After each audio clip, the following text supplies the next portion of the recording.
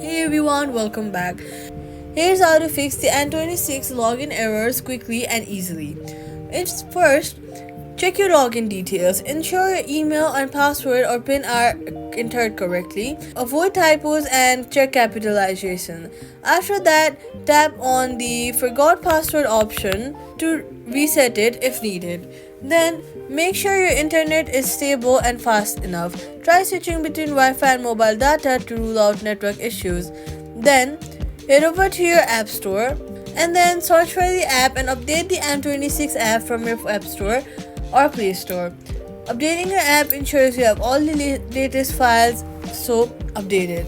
Then swipe up from the bottom of your screen, look for the N26 app icon, remove it, swipe it away fully, wait for a few while and then reopen it. Try logging in again. Wait a few minutes if your account is temporarily locked. That's how to fix the N26 login error. Like and subscribe for more banking guides.